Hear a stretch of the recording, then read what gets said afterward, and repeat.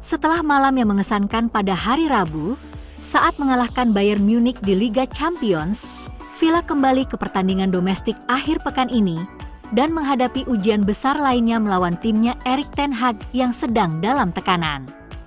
Akan ada kemungkinan perubahan pada starting 11 dengan daftar pemain yang absen berpotensi bertambah setelah ada cedera baru di pertengahan minggu. Emiliano Martinez akan berada di antara tiang gawang, tetapi mungkin ada perubahan di lini belakang. Setelah 2 pertandingan pertama yang sulit setelah kembali ke tim, Diego Carlos tampil sangat baik di pertengahan minggu dan menegaskan klaimnya untuk tetap berada di tim, tetapi dengan kembalinya Matty Cash dari cedera dan telah dimasukkan dalam skuad melawan Bayern, ia sekarang berusaha untuk kembali. Ini keputusan yang besar bagi Emery, karena meskipun Ezri Konsa juga brilian, argumennya tetap bahwa ia lebih baik sebagai bek tengah. Konsa, Pau Torres dan Lucas Digne akan melengkapi 4 bek Emery, bersama dengan Cash atau Carlos. Amadou Onana diragukan setelah mengalami masalah di pertengahan minggu, tetapi Emery optimis bahwa ia akan tersedia untuk pertandingan ini, dan pemain internasional Belgia itu diharapkan akan mulai melanjutkan awal positifnya di musim ini.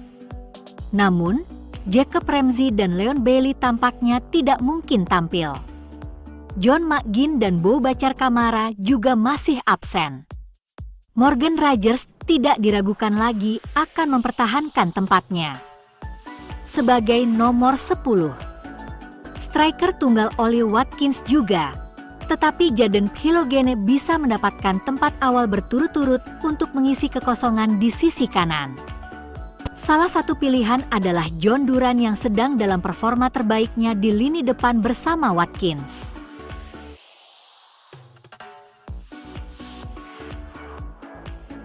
United mungkin tidak akan difavoritkan, siapapun tim yang mereka pilih untuk pertandingan ini.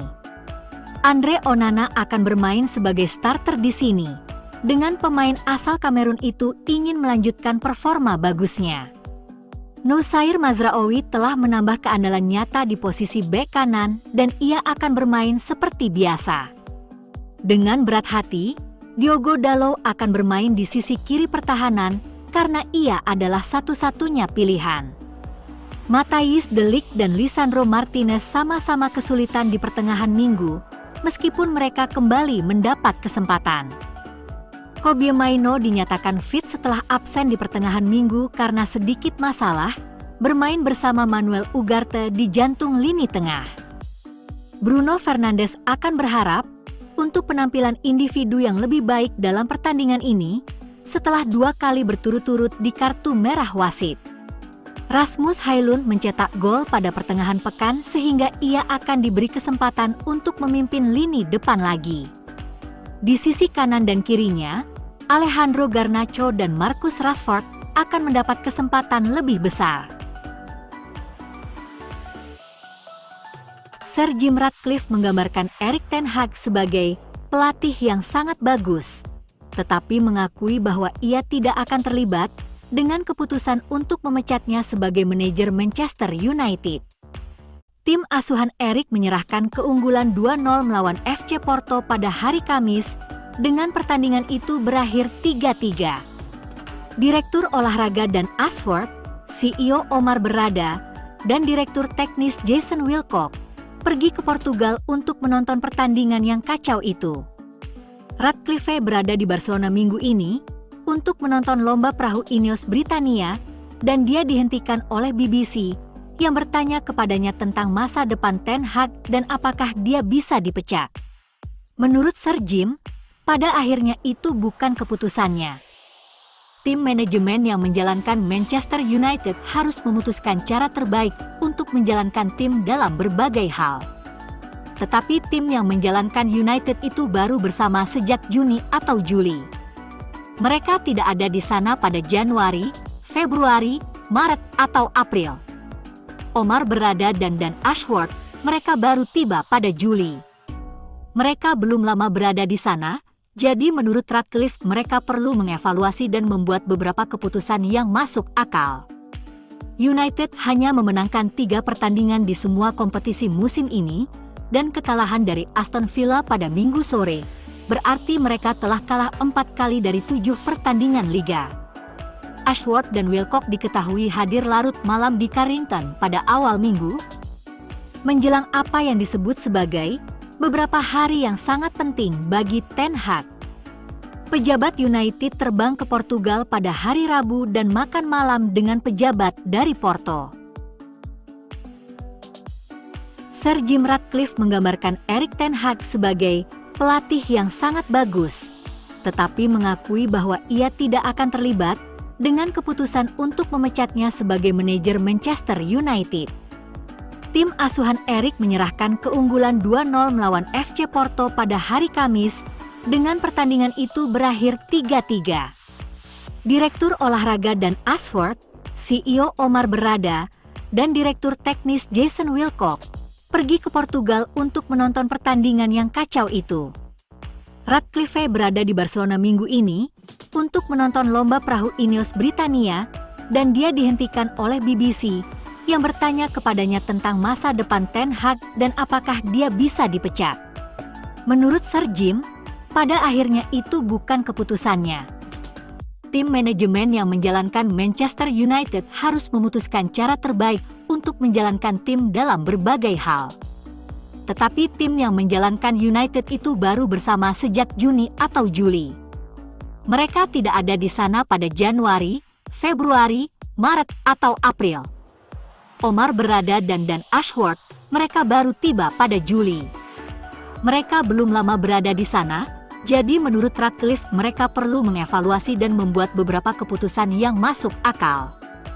United hanya memenangkan 3 pertandingan di semua kompetisi musim ini, dan kekalahan dari Aston Villa pada Minggu sore, berarti mereka telah kalah 4 kali dari 7 pertandingan Liga. Ashworth dan Wilcock diketahui hadir larut malam di Carrington pada awal minggu, menjelang apa yang disebut sebagai beberapa hari yang sangat penting bagi Ten Hag. Pejabat United terbang ke Portugal pada hari Rabu dan makan malam dengan pejabat dari Porto. Kelas itu permanen, mantan striker Manchester United, Odion Ighalo, menulis pesan yang kuat kepada Bruno Fernandes, mendesak bintang Portugal itu untuk kembali ke performa terbaiknya. Ighalo dan Fernandes sebelumnya bermain untuk klub Serie A, Udinese, selama tahap awal karir sepak bola mereka. Penyerang Nigeria dan Al-Wehda, Jude Odion Ighalo, mengirim pesan kepada Bruno Fernandes, mendukungnya untuk kembali ke performa terbaiknya. Bruno, seperti kebanyakan pemain Manchester United, tampil di bawah standar musim ini, karena klub itu kesulitan untuk bangkit di bawah asuhan Erik ten Hag. Namun, penampilan sang kapten sangat buruk, karena ia menerima kartu merah dalam 2 pertandingan berturut-turut dalam seminggu. Satu saat Manchester United kalah 3-0 di kandang sendiri dari Tottenham Hotspur asuhan Ange Postecoglou, dan satu lainnya saat Manchester United bermain imbang 3-3 melawan Porto di Liga Eropa UEFA. Dengan hanya 3 assist di semua kompetisi musim ini, 2 di antaranya tercipta saat United menang 7-0 atas Barnsley di Piala Carabao. Pemain berusia 30 tahun itu dikecam atas kecerobohannya oleh para penggemar klub, dan ia menulis permintaan maaf di laman Instagram miliknya. Ighalo, yang membalas unggahan Bruno, mendukung mantan pemain Sporting Lisbon itu untuk kembali ke performa terbaiknya, dan melupakan rentetan pertandingan buruknya. "Kami semua bersamamu, kaptenku," tulis pemenang sepatu emas AFCON 2019 itu menanggapi unggahan Fernandes.